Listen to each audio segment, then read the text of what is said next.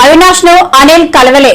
YS Vivekananda హత్య జరిగిన తర్వాత జగన్ సిబిఐ విచారణ అడిగారు. ముఖ్యమంత్రి పదవి చేపట్టిన తర్వాత విచారణ వద్దన్నారు. అప్పుడో మాట ఇప్పుడో మాట మాట్లాడారు. కాంగ్రెస్ పార్టీ ఇండియా బ్లాక్ సంబంధించిన ఈ అలయన్స్ మరొకసారి కలిసి ప్రజలకు అపీల్ చేయాలని నిర్ణయించడం జరిగింది. ఎన్నికలు అతి సమీపంలో ఉన్నాయి. ప్రజలు నిర్ణయించుకోవాల్సిన సమయం వచ్చింది. ఒకవైపు బీజేపీ పార్టీ వాళ్ళకు సంబంధించిన స్నేహపూరిత పార్టీలు అన్నీ ఒకవైపు ఉన్నాయి. ఈరోజు కాంగ్రెస్ పార్టీ, కమ్యూనిస్ట్ పార్టీలు ఇంకోవైపు ఉన్నాయి. బీజేపీ పార్టీ వైపే రాష్ట్రంలో ఉన్న తెలుగుదేశం పార్టీ అయినా, జగన్మోహన్ రెడ్డి గారికి చెందిన వైసీపీ పార్టీ అయినా బీజేపీ పార్టీతోనే ఉంది అని మరొక్కసారి స్ట్రెస్ చేస్తున్నాం. ఎందుకంటే గత 5 సంవత్సరాలుగా ఈ విషయమే మళ్ళీ మళ్ళీ రుజువు అయింది. గత 5 సంవత్సరాలుగా జగన్మోహన్ రెడ్డి గారి పార్టీ కూడా, ఈరోజు చంద్రబాబు గారు అయితే ఎలాగో బహిరంగంగానే బీజేపీ పార్టీతో పొత్తు పెట్టుకున్నారు. చంద్రబాబు గారి టీడీపీ అయినా జనసేన అయినా, కానీ కంటికి కనిపించని పొత్తు, అక్రమ పొత్తు జగన్మోహన్ రెడ్డి గారికి బీజేపీ పార్టీతో గత 5 సంవత్సరాలుగా కొనసాగుతూనే ఉంది. కొనసాగుతుంది అన్నదానికి ఒకటి కాదు, అనేక రుజువులు ఉన్నాయి. గత 5 సంవత్సరాలలో బీజేపీ ప్రవేశపెట్టిన ప్రతి బిల్లుకు వైసీపీ ప్రభుత్వం కూడా, వైసీపీ పార్టీ కూడా మద్దతు ఇవ్వడం జరిగింది. ఆఖరికి మణిపూర్ ఘటన, క్రైస్తవుల ఊచకోత జరిగిన ఆ ఘటనలో కూడా నో కాన్ఫిడెన్స్ మోషన్ పెడితే బీజేపీ ప్రభుత్వమే నిలబడాలి అని తెలుగుదేశం పార్టీతో సహా జగన్మోహన్ రెడ్డి గారి వైసీపీ పార్టీ కూడా బీజేపీ పార్టీకే మద్దతు ఇచ్చింది.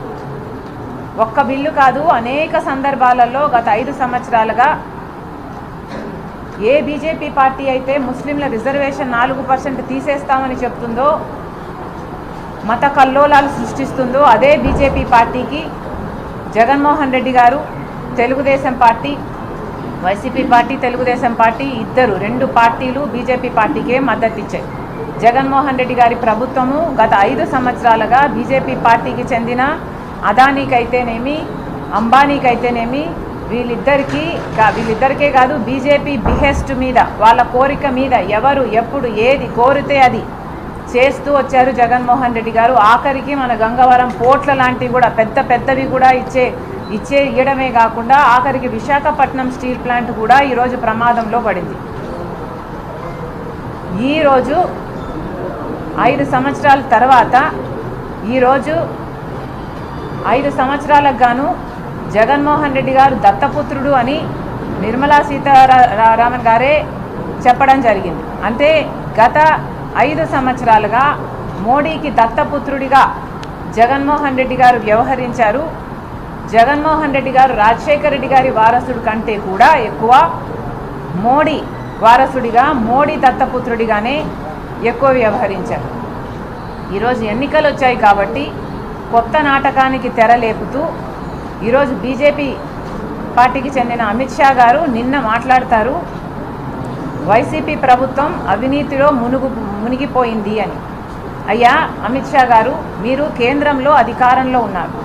మరి వైసీపీ పార్టీ, వైసీపీ ప్రభుత్వము ఇంత అవినీతిలో కూరుకుపోయింది అని మీకు ముందు నుంచి తెలిస్తే మీరు ఏ చర్య 5 సంవత్సరాలుగా ఎందుకు తీసుకోలేదు? కేవలం మీ దత్తపుత్రుడు కాబట్టే మీరు తీసుకోలేదు అని మేము ఆరోపిస్తున్నాం. మీరు కేంద్రంలో ఒక వాచ్ డాగ్లా, ఒక కాపలా కుక్కగా ఉండాల్సిన మీరు, దేశానికి మీరు వాచ్ డాగ్, కేంద్రంలో మీరు అధికారంలో ఉన్నారు. మరి అలాంటప్పుడు ఒక రాష్ట్రంలో అవినీతి జరిగింది అని మీకు తెలిస్తే ఒక ఈడీ అయినా, ఒక కాగ్ అయినా ఎందుకు మీరు ఆదేశించలేదు? ఎందుకు ఏ చర్య తీసుకోలేదు? ఎందుకంటే జగన్మోహన్ రెడ్డి గారు మీ దత్తపుత్రుడు కాబట్టి, ఎందుకంటే జగన్మోహన్ రెడ్డి గారు మీరు చెప్పిందల్లా చేసే మనిషి కాబట్టి, ఎందుకంటే జగన్మోహన్ రెడ్డి గారు మీకు తొత్తు కాబట్టే ఈ 5 సంవత్సరాలు ఆయన మీద ఏ చర్య తీసుకోలేదు. ఈరోజు మాట్లాడుతున్నారు అవినీతిలో కూరుకుపోయింది అని. ఈరోజేదో వైరం ఉన్నట్టు మాట్లాడుతున్నారు అంటే అది కేవలం మైనారిటీల ఓట్ బ్యాంకు.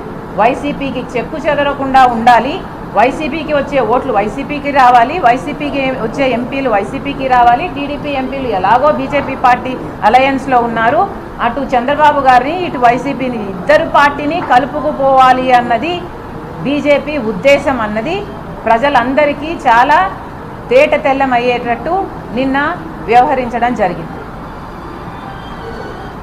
అమిత్ షా గారు మాట్లాడుతున్నారు పోలవరం ప్రాజెక్టుని 2 సంవత్సరాలలో పూర్తి చేస్తారంట. మిస్ సిగ్గుగా ఎలా మాట్లాడగలుగుతున్నారు ఈ మాటలను అడుగుతున్నాం. 10 సంవత్సరాలైంది ఆంధ్ర రాష్ట్రానికి బీజేపీ పార్టీ ద్రోహం చేయబట్టి 10 సంవత్సరాలైంది. ఈరోజు మాట్లాడుతున్నారే తిరుపతి వెంకటేశ్వర స్వామి ని కాపాడుకోవడం కోసము, గుడిని కాపాడుకోవడం కోసము మీరు అలయన్స్ పెట్టుకున్నారు అని. అదే తిరుపతిలో మోడీ గారు 10 సంవత్సరాల కింద వచ్చి, ఎన్నికలకు ముందు వచ్చి మేము ప్రత్యేక హోదా 10 సంవత్సరాలు ఇస్తాము అని మాటిచ్చి వెళ్ళాడు.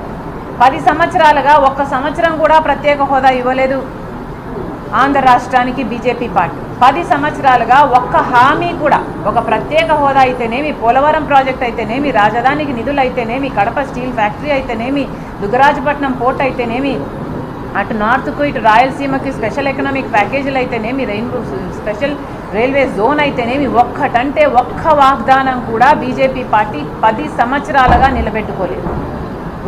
ఒక్క రకంగా కూడా ఆంధ్ర రాష్ట్రానికి మేలు చేయలేదు.